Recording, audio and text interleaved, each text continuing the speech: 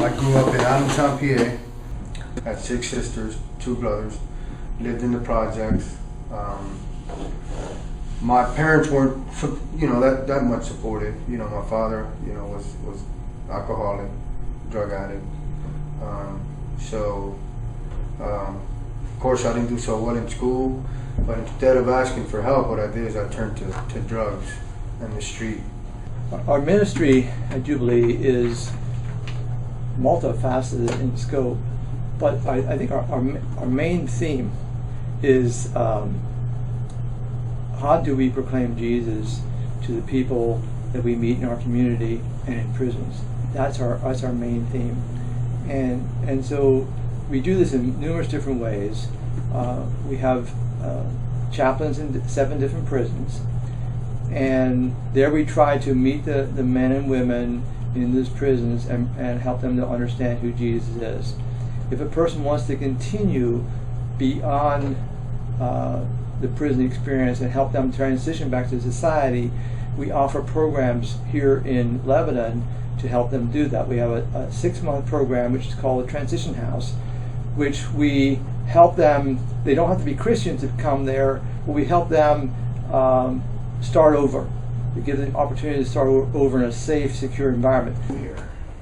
As the chaplain for the men at LCCF, which is Lebanon County Correction Facility, I have the opportunity of leading some Bible studies for the men. As well, there's the opportunities of doing counseling, doing a parenting class, anger management. As well, I feel like I'm like a mediator between the prison and Jubilee in that I get to help out guys with their home plans and help them with some paperwork.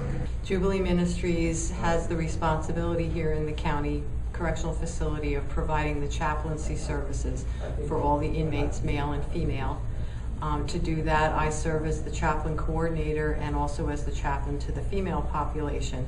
And then there are 4 male chaplains, 1 full-time English-speaking, 1 full-time Spanish-speaking, and 2 part-time chaplains. And we seek to be the Church of Jesus Christ behind bars. Everything the church is on the outside, we want to be here. So we offer Bible study, worship services, individual counseling, prayer time, Christian literature, Bibles. The reason I got involved is because I came from prison too. At one time I broke the law, I went to prison and came out, and Jubilee helped me. So I like dealing with this population, with people who come from prison. The other program is called the Discipleship Program. There we try to screen them out so they're Christians. And then they come into that program. That's a year-long program. They live together in a house. They work here in our stores. And they also get counseling, budget training, and classes throughout the week to help them, again, become a disciple of Christ. Beyond that, we also offer material assistance to men and women coming out of prison that don't want to be part of our program, but they need some money to get started till they get their first paycheck. So we might help pay their first month rent. We might help them get a bus pass, so if they're from another community, they can get back to their own community. We might, if they're on medications coming out of prison, we might pay their medications for a month to help them get started. We felt a need for men and women coming out of prison to get their lives together again, that they would need some help. And we believe firmly that a relationship with Jesus Christ is the way to do that. So we developed a program over quite a few years where we disciple men and women. Now the discipleship program presently is just men. There was a time where there were some women involved, but right now we're concentrating on men. And we have a year-long program that we put them through where they're getting to know Jesus and getting to grow in their knowledge of Him and in a relationship with Him. And we believe that really is the way to change.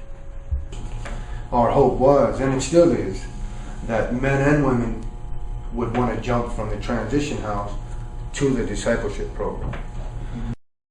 For me, I would have came from the mission to Jubilee and the discipleship program. So I went through the discipleship program.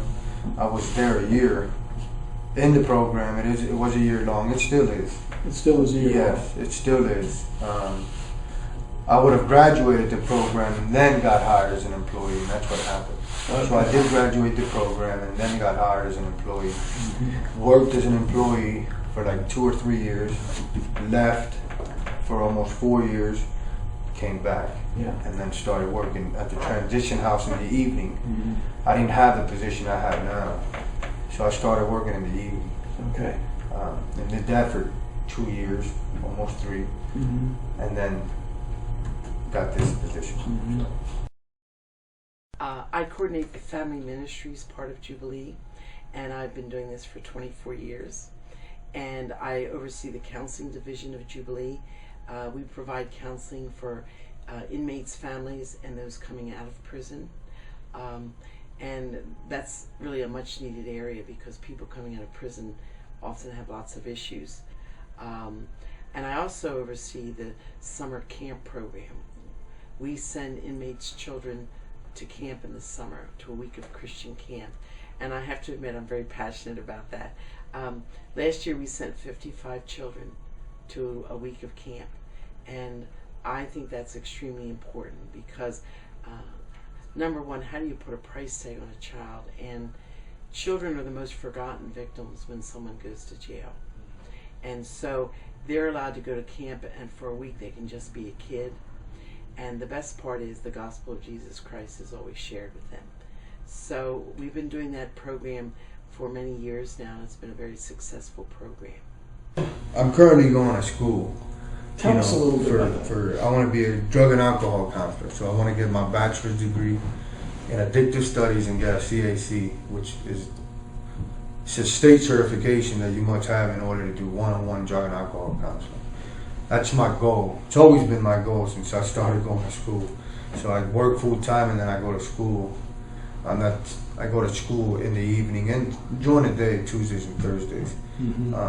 But that's my goal. My goal is to do one-on-one, be certified to do one-on-one drug and alcohol counseling.